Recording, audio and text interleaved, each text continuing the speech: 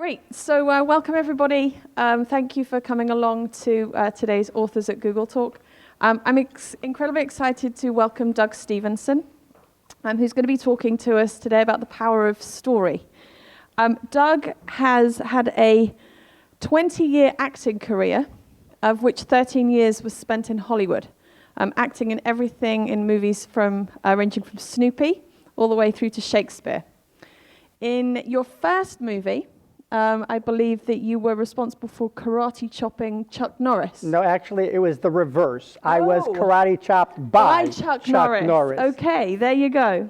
And in the most recent movie, it was a Perry Mason movie. Is that right? Yes. Perry Mason movie of the week. Great.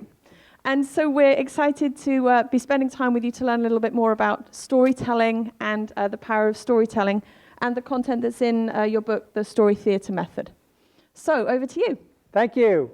And it's really exciting to be here. Go ahead, a little applause might be nice up front.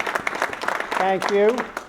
The first reframe that I want to give you around storytelling is this. Stories are products. Stories are products. They can be monetized. They can make you money. And the Google story is pretty interesting, right? 1995.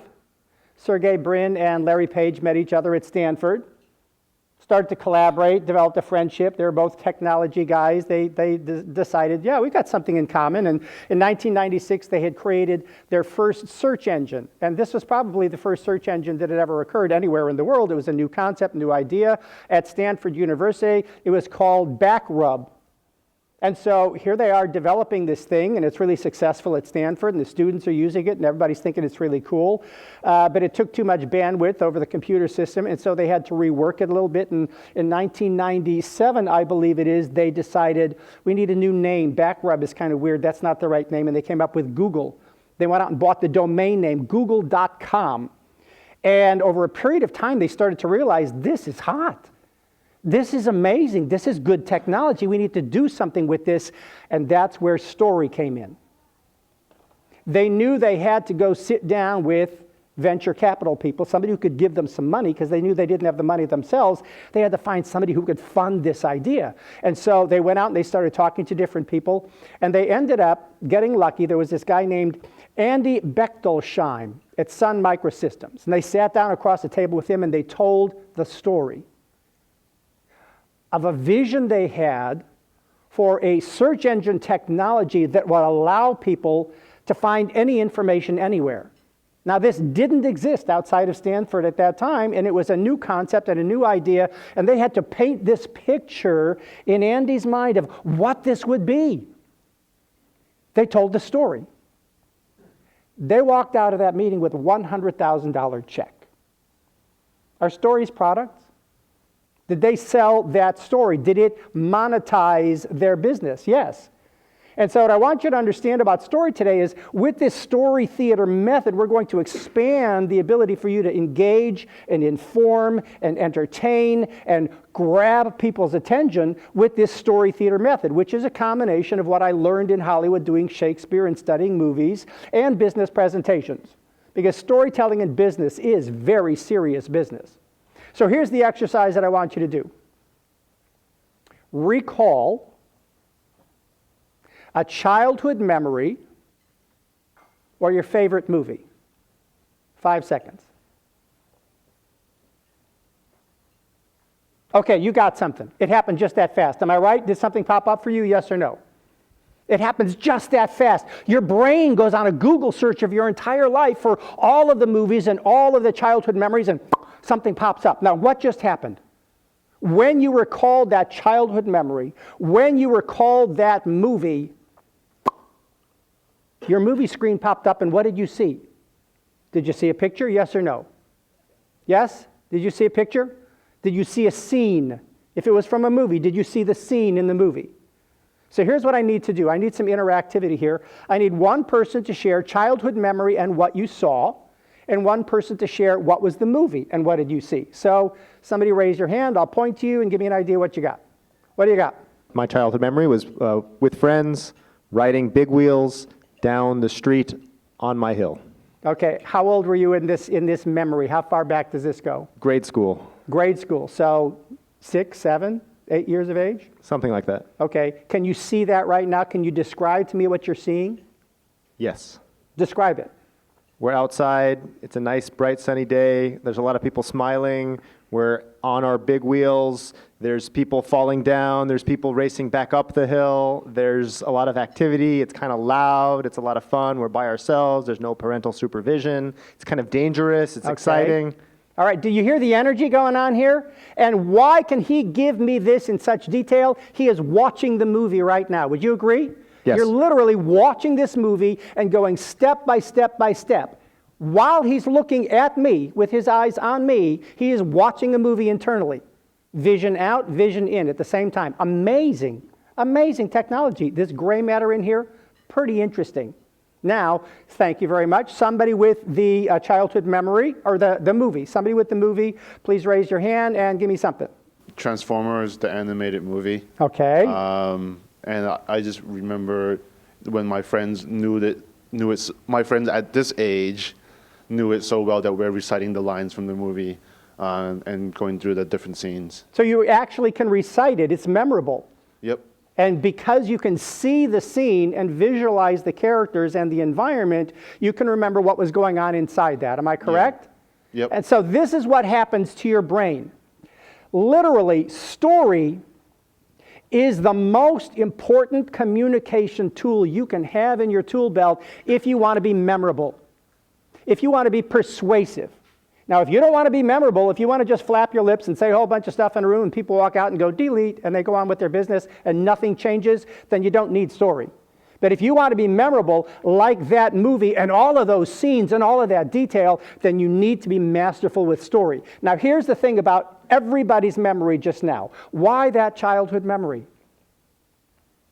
Why that movie?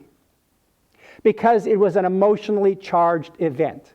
Would you agree that childhood memory had some joy or sorrow, pleasure or pain at some level? For those of you who had a childhood memory, yes or no? Was it an emotionally charged event? Yes.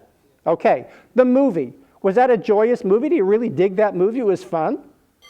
So if you had a movie, like, why do you remember it? Because it was a cool movie. Because I dug it. Because while I was watching that, it was fun. It was exciting.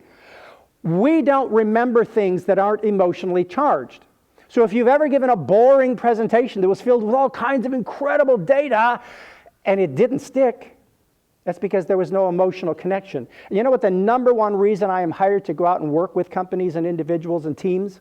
They want the emotional connection. Because they understand intellectually that if I don't make an emotional connection, the stuff doesn't stick. Would you agree? It's that emotional connection. And your data and your PowerPoint slides very seldom do that. But you know, if I do PowerPoint slides with imagery and pictures, am I right? You have a better shot at being memorable. So, on your handout, page 1, I want to read a little bit of a quote. And this is the book that we're talking about here today. This is the author, Doug Stevenson's Story Theater Method. So the quote on this page from the book Brain Rules by John Medina: one important area of research is the effect of emotion on learning. Emotionally arousing events tend to be better remembered than neutral events. They persist much longer in our memories and are recalled with greater accuracy than neutral events. Emotion is the fast lane to the brain. If you can infuse your presentation with emotion, and I don't mean you got to stand up here and cry, but I mean you get into it. You have some energy, you have some emotion, you're charged by this story, and if it's a personal story, it has that emotion in it. So emotion is the fast lane to the brain. Now down at the bottom of the page, I'm going to talk to you about the 5 areas that the story theater method takes your story to the next level with. But I want to reframe something as well. I want you to think of the story theater method as an app for storytelling. Now, I don't know about you, but when I just recently got my iPhone, and I had an Android before that, the Android, the iPhone, the BlackBerry, would you agree that's an amazing communication tool? I mean, just out of the box, it's already awesome. It just does all of these cool things. But when does it become really awesome for you in particular? when you start downloading the apps that are specific to you. Would you agree? So who's got Yelp? Anybody got Yelp?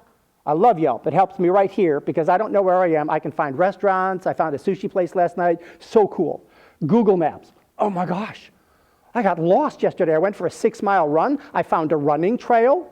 I could map the run with Map My Run, so I could see where am I going and how's my heartbeat and how far have I gone. And then I got lost on the way back to my hotel, so I thought, oh my God, Google Maps. Oh, there I am. And it's like, this is just awesome stuff. Well, the apps make your iPhone, your smartphone, unique to you, and they take your iPhone to the next level. The story theater method takes storytelling to another level because it makes it more visual, more three-dimensional. So at the bottom of the page, the story theater method, strategic storytelling, first of all, you're going to learn how to choose today, how to choose the right story for the right moment. There are all kinds of different stories.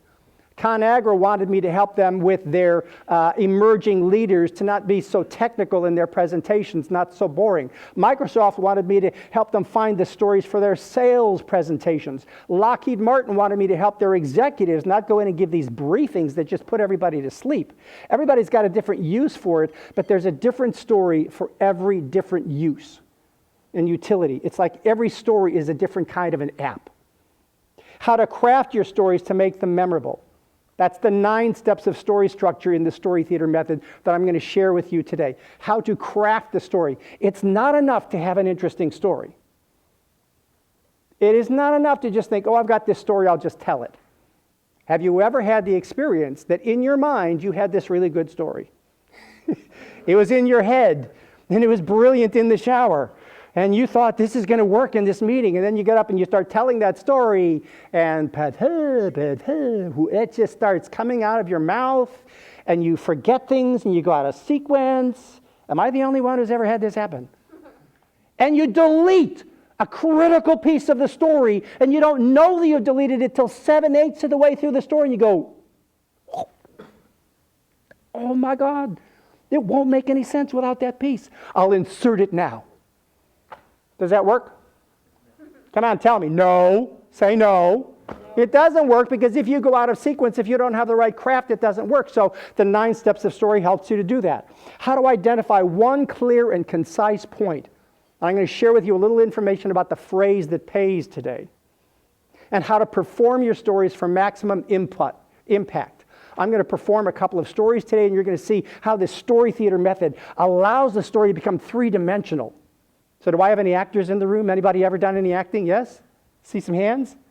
The videographer. Oh yeah, I got one person over here. Anybody do every stand-up comedy? How about go to a barbecue and have a beer? You become a good actor at a barbecue with a beer? If I could capture you on video after work, you're no longer on stage. You're just goofing off with friends. You've had a glass of wine, you've had a beer. Oh my God, I got to tell you what happened. Oh my gosh, all of a sudden you're like 3-dimensional. Then you come up and give a business presentation, what happens? I am cool. I'm professional. So the story theater method allows it to be more theatrical, which becomes more engaging. And then finally, how to make your stories pay. How do you monetize your story? What is a job promotion worth? So you get a promotion for a job and you get an increase in salary, which leads to another job promotion, another increase in salary. Over 20 years, what is that worth? Add it up. One of my students came to me, and he was going to be in a venture capital competition. They got 10 minutes to walk into this room and do their presentation. They wanted to work on the story for this venture capital presentation. It was a competition. There was always other people coming in for 10 minutes. You get to come in, there's these people with checkbooks sitting there, and it's like, come in, do your 10 minutes, walk out the door. They came to me and worked on their story theater story of this vision that they had for this startup company right here in the Silicon Valley. They walked into that room, they did their 10 minutes, and they won $25 million. What is your story worth? What is your story worth? Because your personal story, that story you have of some idea, some vision, you can monetize that story. You can change the world and you can change your own life. Now, anybody here want to change the world while making a lot of money? Anybody? I don't know about you, but I like to be able to pay my mortgage and change your life at the same time. I have another student who came to me and she said, you know what, I'm going to be a motivational speaker someday, but right now I'm a nurse. But I've got this awesome story. We worked on that story. She has built a multi-million-dollar speaking and consulting business on the basis of one really awesome story. I had another guy who came to me and he said, you know, I am making these presentations because the economy's gone sour on me, and I'm making these presentations, but they're not working, and I think I'm telling stories. I worked with him for an hour on his stories. His closing ratio went from 2% to 40% after 1 hour of working on the strategic use of story in a presentation. How do you monetize your stories? What are your stories worth? They're worth a lot of money. So, let's go to page 3. Move it or lose them. Chapter 17 in my book. What happens to the audience while you are telling a story? Well, let me perform a story and we'll see what happens. Back in 1998, I got a phone call. I was sitting in my office, the phone rang. It was a speakers bureau.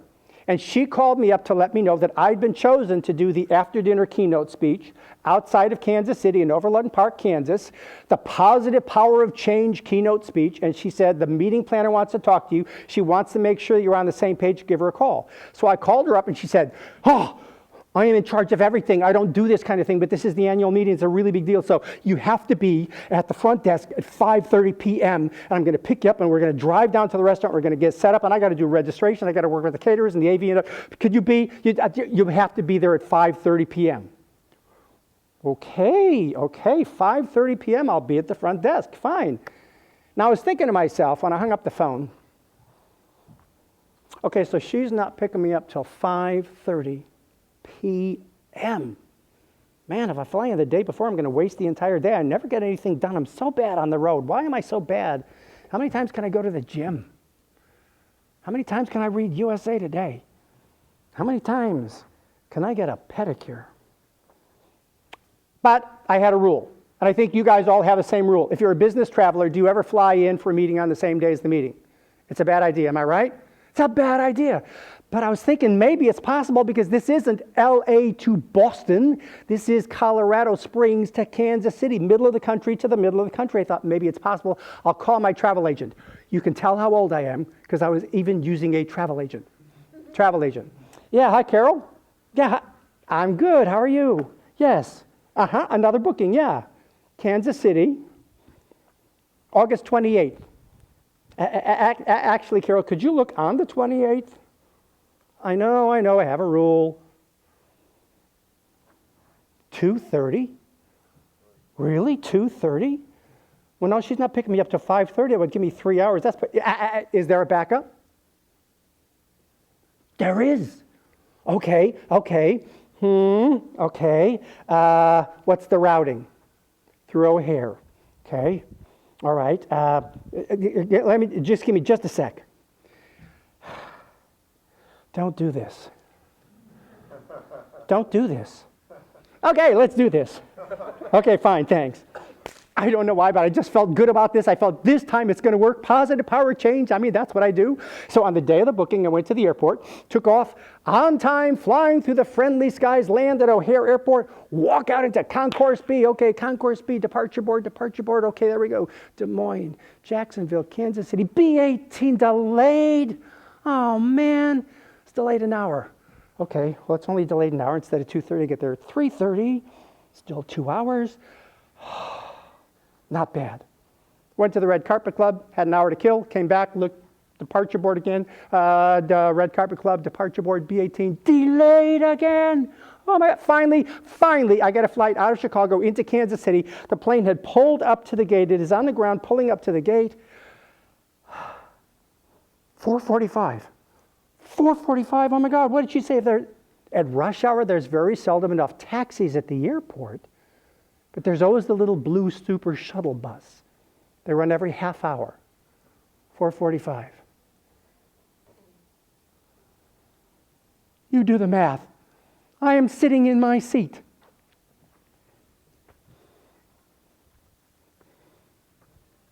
Row 28.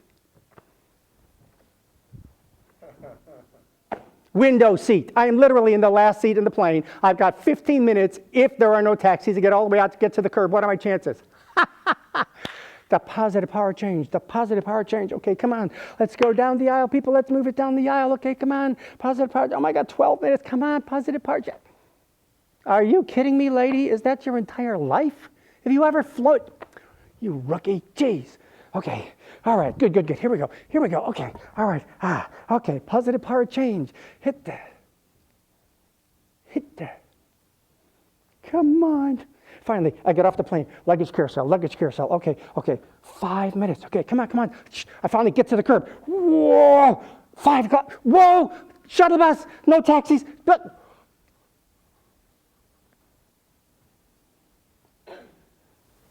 positive power change. What do I teach? Reframe the situation. Change represents an opportunity for something better to take place in your life. No taxis. Miss my shuttle bus. 5:05. This is an opportunity for something better to take place in my life. And then I see it sitting right in front of my face. Literally, I have been looking over the roof of a long white stretch limo. Sitting right there, I'm thinking, opportunity. I look over, and the trunk is open, and there's this short little guy. He looks like Danny DeVito in Polyester. He's just, closing the trunk and getting back. Hi, excuse me. Are you by any chance going to Overland Park, Kansas? I got to get a ride. I'm a motivational speaker, and I've got to give a ride tonight. It's an emergency. There's no taxis. Can you give me a ride? This might be your lucky day. Really? Why is it my lucky? I was supposed to give a ride to his flight got canceled, then I was just going to deadhead back. Can we work something out?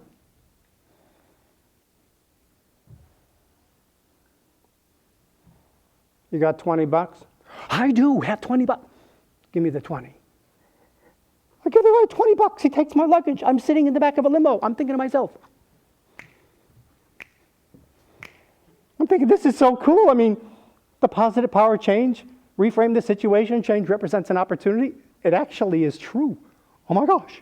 So now we're having that conversation you have with limo drivers, taxi drivers. Buddy, it's a good thing you missed that shuttle. I used to drive for that company. There's 8 hotels on that route. I believe, if I recall, yours would have been about number 7. It's rush hour. You never would have got there on time if you caught that shuttle. But because you got a ride with me, I've got an alternate route. I can get you there on time. So the next time you come to the airport, man, don't look for the shuttle. Look for the limo.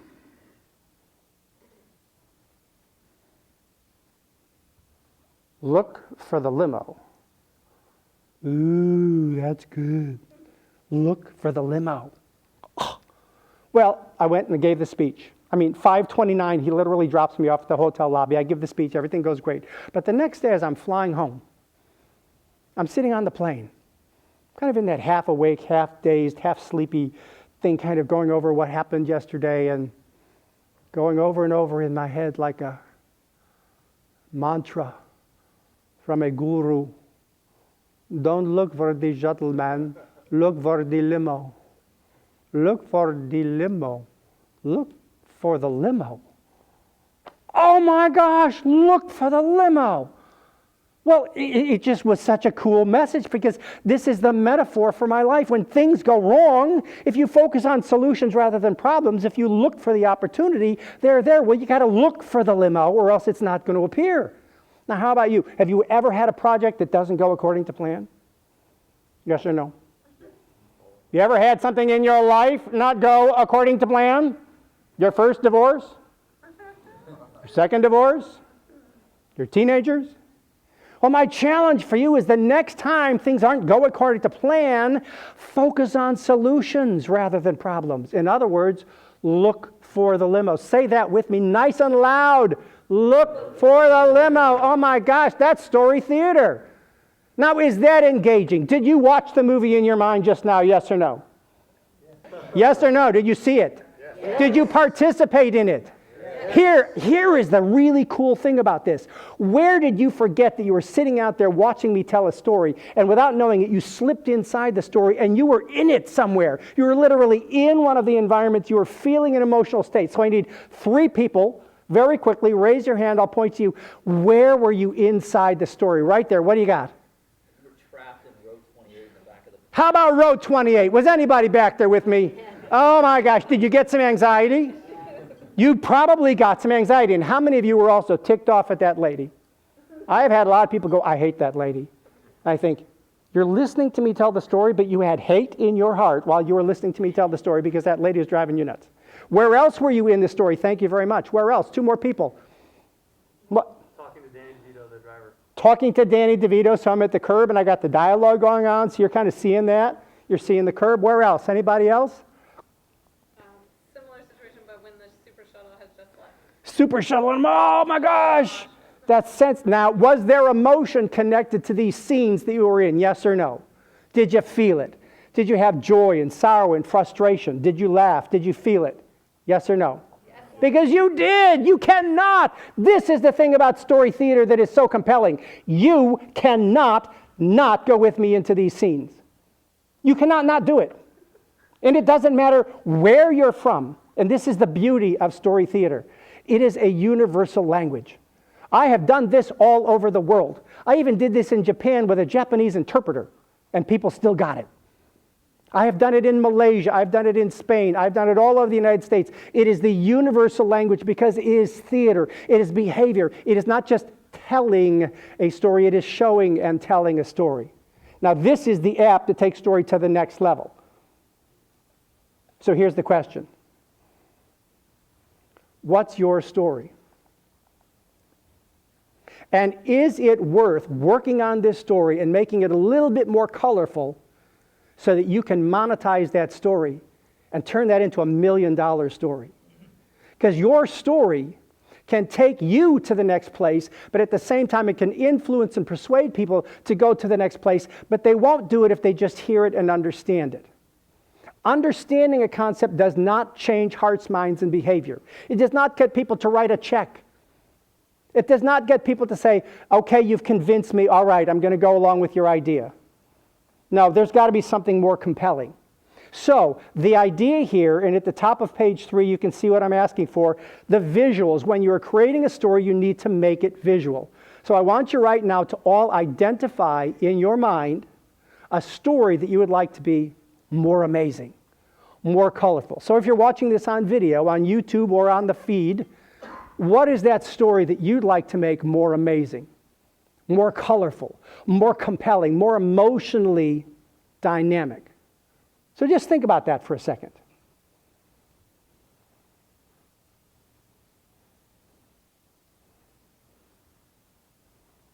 You got something?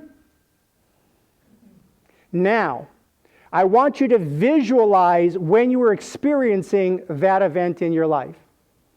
You were in environments, am I right? You were in specific physical places with other people. Those are the environments that you create with story theater. Did you notice when I did my story, it became a three-dimensional space? What were some of the three-dimensional spaces that you saw me create for you, that you literally saw yourself in those spaces with me? Who can give me an idea? You saw a physical environment. What was it? The airplane. So you saw the airplane. Did you see the aisle? Did you see people in front of you stacked on the aisle? Yes or no? Yeah, you were there, right? So you saw an airplane. What other physical environment did I create? On the phone. Was anybody with me when I was on the phone going, don't do this? Did anybody get a little plugged in there? Oh my gosh, most people say, that was just nuts, I've done that. So if I can create those moments and create those environments and create those scenes and do them, not talk about them, you go into it with me and you get the emotional hook, the emotional trigger. What is one other environment that you saw? The curb. Okay, so I got the curb, I've got the office where I'm making the phone call, got the back of the plane, got the luggage carousel, I've got the departure board and concourse B. I've got all of these environments. So look at your story in your mind right now. What are the environments that your story takes place in? Make it visual. Make your story visual. Move. Use some space. Make it three-dimensional. That's when it becomes story theater. And when you take that step, they go with you. Would you agree? Did you go with me when I did that? Now, some of you out here are probably very, very techie brains. And I don't mean that disparagingly at all because, oh my gosh, do we need this type? But you know what? When I say to you, make it visual, some of you who are a little bit more introverted, a little bit more in your head might say, but I'm not very physical. Here's my challenge. Do you want them to be physical? Do you want them to feel it? Then you've got to go to that next level. You've got to make it visual. Now, the next piece on here is make it emotional. Make it emotional. What emotions did you feel during this story? Did you feel anxiety? Did you feel joy at the end when I made it on time and I gave the speech? Yes. Did you feel happy when I was like riding along in the limo and I was like, woo, woo-hoo? Did you go with me on my emotional roller coaster? Because you probably did. You go where I take you. You don't have a choice. 90% of every audience will go right there with you. I've often described this as it's kind of like bungee jumping. You don't kinda. You jump. When you commit to telling a story at this level, you go, and they come with you. And it doesn't matter what it feels like out there, you are committed to doing this. It's a mini piece of theater. Now, the next one here is make one clear and concise point with every story. And here's where story strategy comes in. When you choose your story, you immediately have to say, what is the one clear and concise, simple point that I want to make with this story? So when you get to the end of the story, you do not go on for 3 or 4 or 5 sentences about what I learned was, and then you go through this litany of things. No, you get to the end and say, what I learned was, look for the limo. When things don't go right, look for the limo. Now that is a phrase that pays. That is part of the storytelling technology of story theater. It is very strategic. It is very targeted. You don't get to just tell any story that makes a whole bunch of points. It is very, very specific. It is one app that does one thing well. And that's how you influence and persuade people to change. You focus their attention. So I want you to see in the middle of the page where it says visualize scenes. As you are creating your stories, I don't want you to just keep thinking about the sequence. This happened, and then this happened, then I said this, and then this happened, then I said that, and then this happened, then she said this, and then I went over here. And that's just telling. And that stays in the head. You need to visualize the scenes that you were in, where the drama was taking place, and you need to play within those scenes. So now we're going to talk about the advanced story theater performance techniques. Story strategy. Use a specific story to make one clear and concise point. Years ago, I realized I get hired all the time by very, very frustrated clients who are giving very, very dull, dry technical presentations full of very good information, but they put their listeners into a content coma. Have you ever done this with a presentation? Have you ever put your audience into a content coma? Say yes. I know some of you have, because it's like such good content. But oh my gosh, it's so much content. Anybody besides me ever give a presentation where you got 3 hours worth of content in a 20-minute presentation? Yes? Oh my gosh, this is a crime against humanity. This is a problem. So I get hired by people all the time for this one reason. I thought, I need a story that illustrates what I do with these clients to put up on my website so that more people will listen to the story of what I do, understand what I do, and hire me. I want to monetize my business with the right story. Well, I didn't have the story, so I went on a story safari, what I call a Google search for the right story. I need a story that teaches what I do with technology, where I help people to make their content more interesting. Oh, here's the story. Any of you people have dogs or cats? Got any people with pets? Some of you don't have pets, you got kids. You'll probably relate to this. Even if you don't have dogs or cats, go with me on this.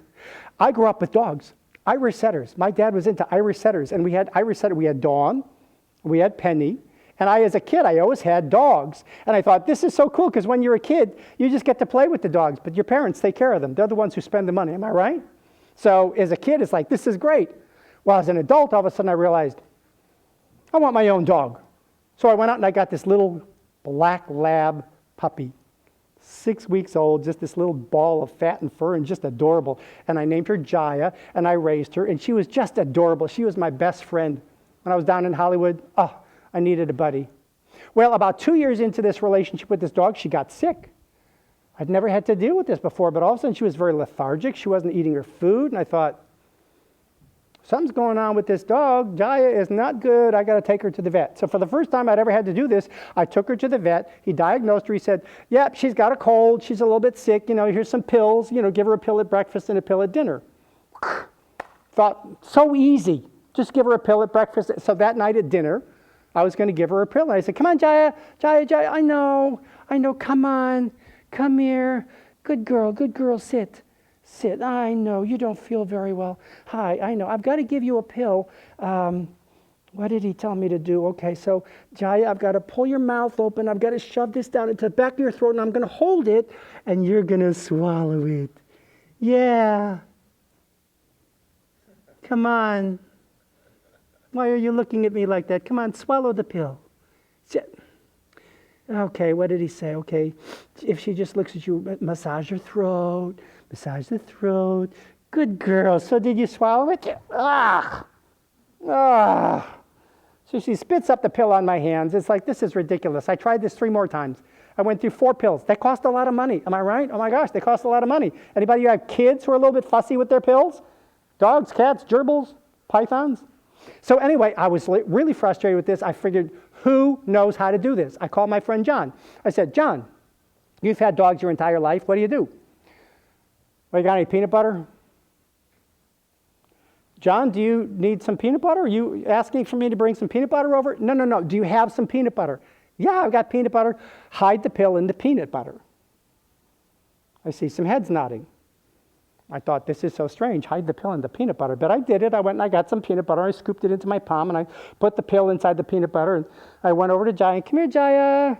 Come on, you want something to...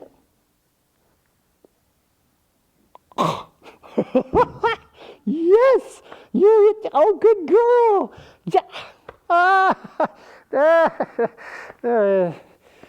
Well, I hid the pill in the peanut butter and the medicine went down. Hide the pill in the peanut butter. What is the pill?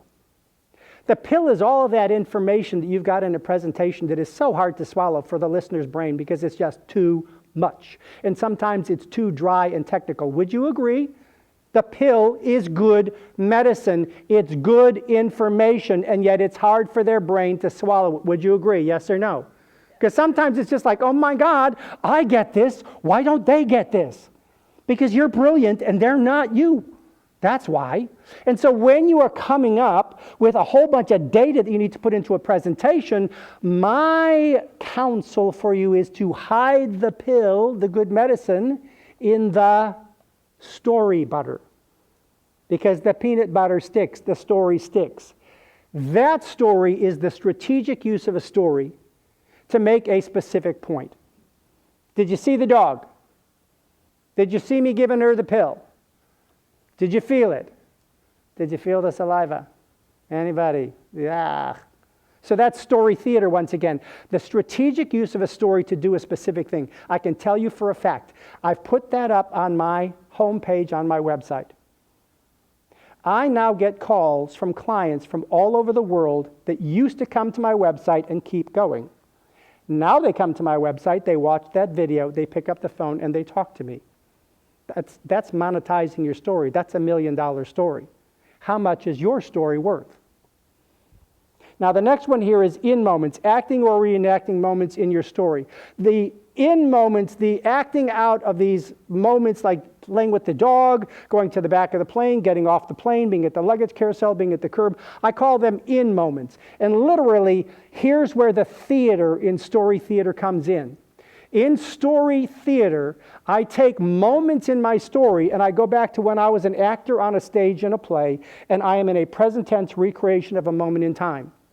And then I step back out and I'm talking to the audience and I'm narrating my story. And then I step back into a moment, playing with the dog. Then I step back out, I'm talking to you. So that's the story theater, very simple. Emotions, showing emotions rather than describing them. The emotional connection that you're looking for is that you don't describe emotions. You get into them. You feel them. You show them with your body. And you do this after you've had a beer at a barbecue anyway, so you know how to do it. 3 dimensions, using staging and movement to create imaginary environments, going back and forth and creating a 3-dimensional stage. Dialogue, adding 2-person dialogue, like the dialogue that I had with my little Danny DeVito, the limo driver, or the telephone conversation. This is the stuff that makes story come alive. So I want you to think about that story right now, and what is the dialogue that is in that story? Who are you having a conversation with? Don't just tell me about the conversation, do the conversation. Dialogue makes stories awesome. It really makes them come alive. And finally down there, message branding, using a phrase that pays. At the bottom of the page it says, and this is a quote from my book, a speaker's job is to deliver information in a way that motivates people to listen, remember, and act. Here's the greatest challenge that you face in your presentations, internally or externally. If you go in and you make a presentation, the person that you're speaking to is going to take action later on, based on whether they remember anything from your presentation or not. They're not necessarily going to change their mind in the room, that their behavior changes later on. You have to be memorable. And if you give a presentation and you're not memorable, you're dead in the water. So I want you to think about a presentation you've made, you've listened to, you've been participating in the last 24 hours, where you've been in the audience for a presentation. What do you remember? Come on, give me something. What do you remember from a presentation? Any presentation you've been in the last 24 hours, somebody give me a specific thing that you remember. I need 3 people. What do you got? Feeling bored out of my mind. Feeling bored out of my mind. Now, is that what the presenter wanted? I don't think so. So your sense is, oh my God, this sucks. I am so bored. This is terrible. This is pathetic. This person doesn't get it. He doesn't know how to engage me. That's frustration. That's not learning anything. That's being a little bit ticked off that this person doesn't get it, right? Who can remember content? Yeah, what do you got? A student who had been admitted into a university. In other words, are you telling me that you're remembering somebody telling a story about a student? Yeah. You're remembering a story. Can you see that right now? Here's the challenge. I ask you, what do you remember from a presentation? Within the last 24 hours, nobody raises their hand and says, there was this incredible concept. It's like, yeah, the content just goes flopping away. This is scary. This is scary. Okay, next page. Page 5. How to choose your stories. Here we go. How to choose your stories. You start with the point in mind. You start by thinking, what do I need a story to do? Story is utility. Story is a vehicle that accomplishes something. What do I need a story to teach? So you start with the point in mind. That's where you start. And then you go on a story safari. Look for a moment of crisis, challenge, or obstacle. So I want you to understand that you're always looking for the iceberg moment. And when I say look for the iceberg moment, what do you think I'm talking about? What is the iceberg moment related to? Titanic. You know what the story of Titanic is without the iceberg? It's a cruise ship. It's just a big cruise ship, and it's going from England to New York, and it's just a cruise ship. Without the iceberg, do we have a story? Not really. But with the iceberg, okay, we got something. What is the iceberg moment in your story? There's got to be a crisis, an obstacle, or a challenge. So you're always looking for stories that have this pain, this challenge, this frustration. The moment doesn't have to be profound or dramatic. I want you to think about the stories that I told you today. One was a story about giving my dog a pill. Oh my gosh, is this profound? No, it's ordinary, everyday stuff. But with craft, it becomes something. My airport story. Has anybody else ever had a delayed flight? So is this profound? No. But with craft, it becomes something. The story teaches a better way to think about something or a better way to do something. The story portrays an event that has special meaning, perhaps a turning point in your life. Now here is how you start with the point in mind and go on a Google search for that story. If you start to search, you say, I want a story about empathy. I need a story about integrity. I need a story about innovation. So you start with that point in mind. You go, okay, I'm going to search my life for innovation. I got nothing. Well, you know what you're doing? You're doing a Google search of your entire life, but you forgot to put some words in the search box. Here's the words you put in the search box. Innovation. Where was I living when I was 30 years of age? So what you're doing is you're going back to a specific moment in your life. So you go back to where were you living? You go back to an address. And then you scan, while I was at that address, what happened? Is there anything that happened while I was in that apartment or in that house when I was 30 years of age that had anything to do with innovation? No. How about my job when I was 30? What job did I have? What boss did I have? What team was I on? Anything to do with innovation? Okay, what about my relationships? I was in relationship with, who was I in relationship with? And you're basically going to a specific moment in your life and scanning that moment in your life for something around innovation. If you don't find anything at 30, 32, where was I living? 35, where was I living? 40, where was I living? And you keep doing this, but you have to put search terms in the Google box of your brain, and that will help you to identify a story. So I'm going to answer a couple of questions for you before we end here that are common questions that I hear from everybody. Which comes first, the story or the point? In storytelling in business, strategic storytelling in business, basically I'm always looking at from the point of I need a story to do something. So I start with the point in mind. But occasionally something happens to me like this airport story with the Kansas City airport and the missing the shuttle bus and the limo. And after something like that happens, because I'm a story guy, because I'm always coming from theater and metaphor, something like that happens and I'm kind of sitting back going, that's interesting. I thought that the best outcome would be to either get a taxi, but there weren't any, so they'd get the shuttle would be a positive outcome and I'd get there on time. Didn't get a taxi, didn't get shuttle, got a limo. Limo was better. Why would I be disappointed about missing a shuttle bus and getting a limo? I should be happy that I missed the shuttle bus. And I start playing with the concept, the metaphor of this, and I go, now I have to find out what's the point. So if you've got a story from your life and think, this is cool stuff, what's the utility, what's the point? You have to then go to what's the point. You don't get to tell it if it doesn't have a right point. Which is better, personal stories or stories about other people? Well, let's take a vote. When you're listening to a story from a speaker, from a presenter, somebody in your organization, which one plugs you in more? Them telling a story about something in their life or them telling a story about somebody else? So, personal story, they're telling you a personal story. Who thinks that's better? Well, that's basically 95% of the room. So you just answered the question. You need to be willing to share stories from your life. You need to be willing to share stories where you messed up and learned a lesson. Here's the challenge. You are bringing wisdom to that lesson. You're bringing wisdom to that pain or that challenge. So you're not saying basically, boy, I screw up a lot. No, you're saying, I was doing this thing. It didn't turn out the way I thought it was supposed to. I learned this wonderful lesson, and I want to share that wisdom with you so I can spare you some pain. So personal stories are best. That doesn't mean you can't have other types of stories. I'm going to share with you other types in just a second. Does the story have to be true, or can you embellish? Yes. Yes. The story has to be true. Here's the test of any story that you tell. If somebody walks up to you after your presentation and says, did that really happen to you? What does your answer have to be in integrity? Yes, that really happened to me. Can you embellish the story and it still be true? Yes. Oh my gosh, yes. Do you want to get a laugh? Embellish. Have some fun.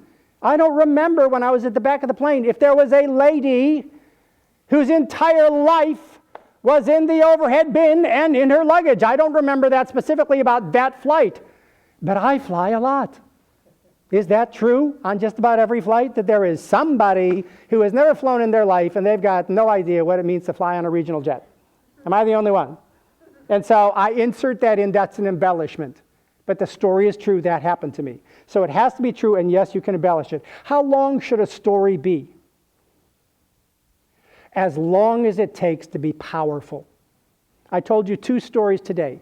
The airport story was about 9 minutes long. The pill and the peanut butter story was about 4 minutes long. Pill and the peanut butter story doesn't need to be much longer. That's the right amount of time to do that. The airport story is a much bigger theatrical story. That's what it takes to do that. Here's a guideline. 3 to 6 minutes. 3 to 6 minutes. But if you think a 30-second vignette is a story, you are wrong. It's a vignette. It's really not that engaging. It's interesting. But it's not engaging. It's not compelling. You need to look at your presentation in terms of what presentation have I got that I have to win. I have to have a story that just rocks. It has to nail it. I mean, it's just got to compel people to action. I have to get them to change their mind. I have to get them to change their perspective. I have to move them. Well, if you want to move them, then you need to be moving them with energy and passion and power and personality and an incredibly crafted story, a story theater story. Now, the last one is, how do you determine the point of your story? You don't stick a point on this just generic, I want to tell a story about this and I'm going to stick this point on this story. You have to look at, what did you do to overcome the obstacle? When you were in that situation and that obstacle, that crisis, that challenge occurred, what was your process? So I want you to take a look at the story that you've got in your mind right now, and I want you to go back and visualize, okay, when that thing happened, what was the first thing that happened? The second thing that happened, was there a thought? Was there an emotion? Was there an action? And then what did I do? And then what did I think? And then what did I feel? And then what did I do? And literally create a sequence in your mind of every thought, every action, and every reaction. And sequence that all out, and then look in terms of, what did I do for the lesson? Now, when I was at the curb and the shuttle bus went away, my first thought was, I'm going to be late. And my second thought was, oh, no, you're not. You have a keynote to give. Come on, find something. Look around, find something. And so I started to look around, and I looked, and there was a limo. And because my mind said shuttle bus, I hadn't even seen that there was a limo sitting in front of me. Look for the limo. So it took me a while to work through that process of, what did I do at the curb? But when I got to the place where I finally, look for the limo. Good language, look for the limo. That's really cool. And then, the embellishment? I gave the words, look for the limo, to the limo driver. I created a Yoda. Yes. Is this good? Because when you create a Yoda and you give the profound language to somebody like him, and he says, don't look for the shuttle, man, look for the limo, then you can react to it. And you can do what I call a self-reflective echo. Look for the limo. Look for the limo. You guys aren't even knowing I'm doing 27 techniques in here. And they all work really well because they're subliminal and they're cool and they're a little bit of story theater. Is this fun or what? Oh my gosh, and I'm keeping you awake during lunch. The last one is, there are different kinds of stories for different situations. I'm going to just give you 9 different types of stories. There's a crucible story, a severe test. There's an imbroglio story, a comedy of errors. There's a profile story, a story about Larry Page and Sergey Brin. It's a profile story. There's a vignette, which is a short little interesting thing, not well developed. There's a credibility story. That's a story that you use to sell yourself, your credibility in a job interview or with a client. The client wondering, well, who the heck are you and what have you ever done and why should I trust you? There's a credibility story for that. It's a sales story. There's a pattern story where you've learned a lesson over a period of years. There's an instructional story that's much more technical, much more instructional. It's got the imagery and the emotion, but it's much more of a technical story. And then finally, there's a Minerva story, ancient wisdom, a Sufi story, a Native American story, any kind of a folk story. So these are the different kinds of stories. Now on the last page, page 6, I'm just going to give you some information. You can just look at it at your leisure, the 9 steps of story structure and the phrase that pays, how you arrive at those. But here's what I want you to be aware of. If you are listening to this on the feed, or if you're watching this on the Google channel on YouTube, or if any of you would like a copy of this handout for someone else, or you would like the article called The 9 Steps of Story Structure article, here's what you do. Send an email to me, doug@dougstevenson.com. So dougstevenson.com, and in the subject line just write Google Handout. And I will email a PDF of this handout to you along with an article on the 9 steps of story structure that fleshes it out a little bit more. So today has been an absolute joy and a pleasure to be on the Google campus with you here in Mountain View, California. It's a lovely day. Go on out and story on. Thank you very much.